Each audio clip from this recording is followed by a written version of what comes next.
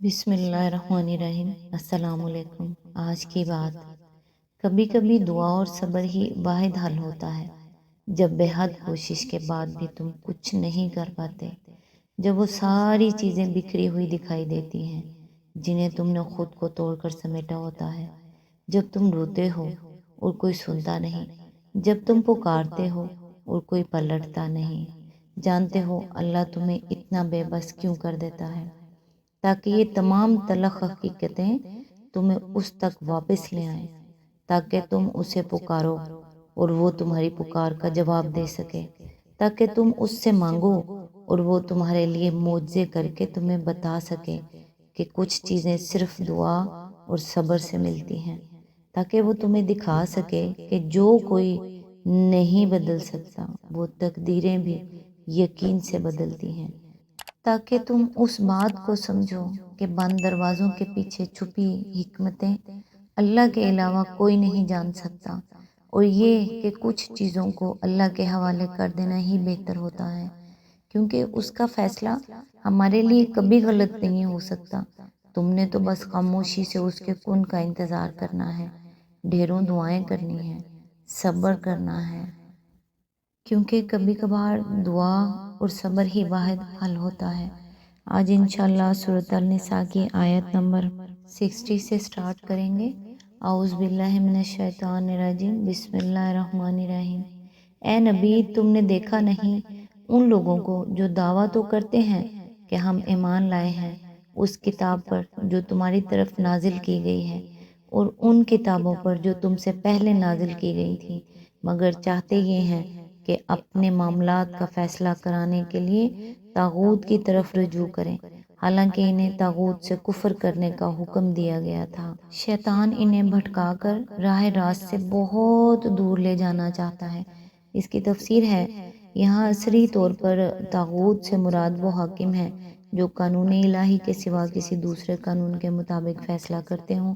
اور وہ نظام عدالت ہے جو نہ تو اللہ کے اقتدار اعلیٰ کا مطیع ہو اور نہ اللہ کی کتاب کو آخرت سند مانتا ہو۔ لہٰذا یہ آیت اس معنی میں بالکل صاف ہے کہ جو عدالت طاغوت کی حیثیت رکھتی ہو اس کے پاس اپنے معاملات فیصلہ کے لیے لے جانا ایمان کے منافی ہے، اور خدا اور اس کی کتاب پر ایمان لانے کا لازمی اقتضا یہ ہے کہ آدمی ایسی عدالت کو جائز عدالت تسلیم کرنے سے انکار کر دے۔ قرآن کی روح سے اللہ پر ایمان اور طاغوت سے کفر دونوں لازم و ملزوم ہیں، اور خدا اور طاغوت دونوں کے آگے بیک وقت جھکنا عین منافقت ہے۔ آیت نمبر 61۔ اور جب ان سے کہا جاتا ہے کہ آؤ اس چیز کی طرف جو اللہ نے نازل کی ہے، اور آؤ رسول صلی اللہ علیہ وآلہ وسلم کی طرف، تو ان منافقوں کو تم دیکھتے ہو کہ یہ تمہاری طرف آنے سے کتراتے ہیں۔ اس کی تفسیر ہے، اس سے معلوم ہوتا ہے کہ یہ منافقین کی عام روش تھی کہ جس مقدمہ میں اندیشہ ہوتا تھا کہ فیصلہ ان کے حق میں ہوگا، اس کو تو نبی صلی اللہ علیہ وآلہ وسلم کے پاس لے آتے تھے، اور جس مقدمہ میں اندیشہ ہوتا تھا کہ فیصلہ ان کے خلاف ہوگا، اس کو آپ صلی اللہ علیہ وآلہ وسلم کے پاس لانے سے انکار کرتے تھے۔ یہی حال اب بھی منافقوں کا ہے کہ اکثر اگر شریعت کا فیصلہ ان کے حق میں ہو تو سر آنکھوں پر، ورنہ اس قانون، ہر اس رسم و رواج اور ہر اس عدالت کے دامن میں جا پناہ لیں گے جس سے انہیں اپنے منشا کے مطابق فیصلہ حاصل ہونے کی توقع ہو۔ آیت نمبر 62۔ پھر اس وقت کیا ہوتا ہے جب ان کے اپنے ہاتھوں کی لائی ہوئی مصیبت ان پر آ پڑتی ہے، اس وقت یہ تمہارے پاس قسمیں کھاتے ہوئے آتے ہیں اور کہتے ہیں کہ خدا کی قسم ہم تو صرف بھلائی چاہتے تھے، اور ہماری نیت تو یہ تھی کہ فریقین میں کسی طرح موافقت ہو جائے۔ اس کی تفسیر ہے، غالباً اس سے مراد یہ ہے کہ جب ان کی اس منافقانہ حرکت کا مسلمانوں کو علم ہو جاتا ہے اور انہیں خوف ہوتا ہے کہ اب باز پرس ہوگی اور سزا ملے گی، اس وقت قسمیں کھا کھا کر اپنے ایمان کا یقین دلانے لگتے ہیں۔ آیت نمبر 63۔ اللہ جانتا ہے جو کچھ ان کے دلوں میں ہے،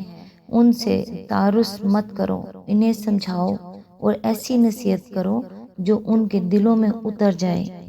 آیت نمبر 64، انہیں بتاؤ کہ ہم نے جو رسول بھی بھیجا ہے اسی لیے بھیجا ہے کہ اذن خداوندی کی بنا پر اس کی اطاعت کی جائے۔ اگر انہوں نے یہ طریقہ اختیار کیا ہوتا کہ جب یہ اپنے نفس پر ظلم کر بیٹھے تھے تو تمہارے پاس آ جاتے اور اللہ سے معافی مانگتے اور رسول بھی ان کے لیے معافی کی درخواست کرتا تو یقیناً اللہ کو بخشنے والا اور رحم کرنے والا پاتے۔ اس کی تفسیر ہے، یعنی خدا کی طرف سے رسول اس لیے نہیں آتا ہے کہ بس اس کی رسالت پر ایمان لے آؤ اور پھر اطاعت جس کی چاہو کرتے رہو، بلکہ رسول کے آنے کی غرض ہی یہ ہوتی ہے کہ زندگی کا جو قانون وہ لے کر آیا ہے تمام قوانین کو چھوڑ کر صرف اسی کی پیروی کی جائے، اور خدا کی طرف سے جو احکام وہ دیتا ہے تمام احکام کو چھوڑ کر صرف انہی پر عمل کیا جائے۔ اگر کسی نے یہی نہ کیا تو پھر اس کا محض رسول کو رسول مان لینا کوئی معنی نہیں رکھتا۔ آیت نمبر 65، نہیں اے محمد صلی اللہ علیہ وآلہ وسلم، تمہارے رب کی قسم یہ کبھی مومن نہیں ہو سکتے جب تک کہ اپنے باہمی اختلافات میں یہ تم کو فیصلہ کرنے والا نہ مان لیں، پھر جو کچھ تم فیصلہ کرو اس پر اپنے دلوں میں بھی کوئی تنگی نہ محسوس کریں بلکہ سر بسر تسلیم کر لیں۔ اس کی تفسیر ہے، اس آیت کا حکم صرف حضور صلی اللہ علیہ وآلہ وسلم کی زندگی تک محدود نہیں ہے بلکہ قیامت تک کے لیے ہے۔ جو کچھ اللہ کی طرف سے نبی صلی اللہ علیہ وآلہ وسلم لائے ہیں اور جس طریقہ پر اللہ کی ہدایت اور رہنمائی کے تحت آپ نے عمل کیا ہے وہ ہمیشہ ہمیشہ کے لیے مسلمانوں کے درمیان فیصلہ کن سند ہے، اور اس سند کو ماننے یا نہ ماننے ہی پر آدمی کے مومن ہونے اور نہ ہونے کا فیصلہ ہے۔ حدیث میں اسی بات کو نبی صلی اللہ علیہ وآلہ وسلم نے ان الفاظ میں ارشاد فرمایا ہے کہ تم میں سے کوئی شخص مومن نہیں ہو سکتا جب تک کہ اس کی خواہش نفس اس طریقے کی تابع نہ ہو جائے جسے میں لے کر آیا ہوں۔ آیت نمبر 66، اگر ہم نے انہیں حکم دیا ہوتا کہ اپنے آپ کو ہلاک کر دو یا اپنے گھروں سے نکل جاؤ تو ان میں سے کم ہی آدمی اس پر عمل کرتے، حالانکہ جو نصیحت انہیں کی جاتی ہے اگر یہ اس پر عمل کرتے تو یہ ان کے لیے زیادہ بہتری اور زیادہ ثابت قدمی کا موجب ہوتا۔ اس کی تفسیر ہے، یعنی جب ان کا حال یہ ہے کہ شریعت کی پابندی کرنے میں ذرا سا نقصان یا تھوڑی سی تکلیف بھی یہ برداشت نہیں کر سکتے تو ان سے کسی بڑی قربانی کی ہرگز توقع نہیں کی جا سکتی۔ اگر جان دینے یا گھر بار چھوڑنے کا مطالبہ ان سے کیا جائے تو یہ فوراً بھاگ کھڑے ہوں گے اور ایمان اور اطاعت کی بجائے کفر و نافرمانی کی راہ لیں گے۔ یعنی اگر یہ لوگ شک اور تذبذب اور تردد چھوڑ کر یکسوئی کے ساتھ رسول کی اطاعت و پیروی پر قائم ہو جاتے اور ڈاواں ڈول نہ رہتے تو ان کی زندگی تزلزل سے محفوظ ہو جاتی۔ ان کے خیالات، اخلاق اور معاملات سب کے سب ایک مستقل اور پائیدار بنیاد پر قائم ہو جاتے اور یہ ان برکات سے بہرہور ہوتے جو ایک شاہراہ مستقیم پر ثابت قدمی کے ساتھ چلنے سے ہی حاصل ہوا کرتی ہیں۔ جو شخص تذبذب اور تردد کی حالت میں مبتلا ہو، کبھی اس راستہ پر چلے اور کبھی اس راستہ پر، اور اطمینان کسی راستے کے بھی صحیح ہونے پر اسے حاصل نہ ہو، اس کی ساری زندگی نقش بر آب کی طرح بسر ہوتی ہے اور صحیح لا حاصل بن کر رہ جاتی ہے۔ آیت نمبر 67، اور جب یہ ایسا کرتے تو ہم انہیں اپنی طرف سے بہت بڑا اجر دیتے۔ آیت نمبر 68، اور انہیں سیدھا راستہ دکھاتے۔ اس کی تفسیر ہے، یعنی جب وہ شک چھوڑ کر ایمان و یقین کے ساتھ رسول کی اطاعت کا فیصلہ کر لیتے تو اللہ کے فضل سے ان کے سامنے صحیح و عمل کا سیدھا راستہ بالکل روشن ہو جاتا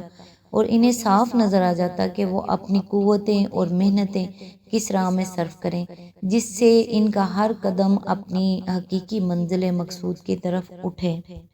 آیت نمبر 69، جو اللہ اور رسول کی اطاعت کرے گا وہ ان لوگوں کے ساتھ ہوگا جن پر اللہ نے انعام فرمایا ہے، یعنی انبیاء اور صدیقین اور شہداء اور صالحین۔ کیسے اچھے ہیں یہ رفیق جو کسی کو میسر آئیں۔ اس کی تفسیر ہے، صدیق سے مراد وہ شخص ہے جو نہایت راست باز ہو، جس کے اندر صداقت پسندی اور حق پرستی کمال درجہ پر ہو، جو اپنے معاملات اور برتاؤ میں ہمیشہ سیدھا اور صاف طریقہ اختیار کرے، جب ساتھ دے تو حق اور انصاف ہی کا ساتھ دے اور سچے دل سے دے، اور جس چیز کو حق کے خلاف پائے اس کے مقابلہ میں ڈٹ کر کھڑا ہو جائے اور ذرا کمزوری نہ دکھائے، جس کی سیرت ایسی ستھری اور بے لوث ہو کہ اپنے اور غیر کسی کو بھی اس سے خالص راست روی کے سوا کسی دوسرے طرز عمل کا اندیشہ نہ ہو۔ شہید کے اصل معنی گواہ کے ہیں۔ اس سے مراد وہ شخص ہے جو اپنے ایمان کی صداقت پر اپنی زندگی کے پورے طرز عمل سے شہادت دے۔ اللہ کی راہ میں لڑ کر جان دینے والے کو بھی شہید اسی وجہ سے کہتے ہیں کہ وہ جان دے کر ثابت کر دیتا ہے کہ وہ جس چیز پر ایمان لایا تھا اسے واقعی سچے دل سے حق سمجھتا تھا اور اسے اتنا عزیز رکھتا تھا کہ اس کے لیے جان بھی قربان کرنے میں اس نے دریغ نہ کیا۔ ایسے راست باز لوگوں کو بھی شہید کہا جاتا ہے جو اس قدر قابل اعتماد ہوں کہ جس چیز پر وہ شہادت دیں اس کا صحیح و برحق ہونا بلا تعمل تسلیم کر لیا جائے۔ صالحہ سے مراد وہ شخص ہے جو اپنے خیالات اور عقائد ہی اپنی نیت اور ارادوں میں اور اپنے اقوال و افعال میں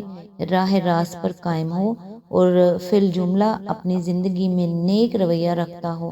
یعنی وہ انسان خوش قسمت ہے جسے ایسے لوگ دنیا میں رفاقت کے لیے میسر آئیں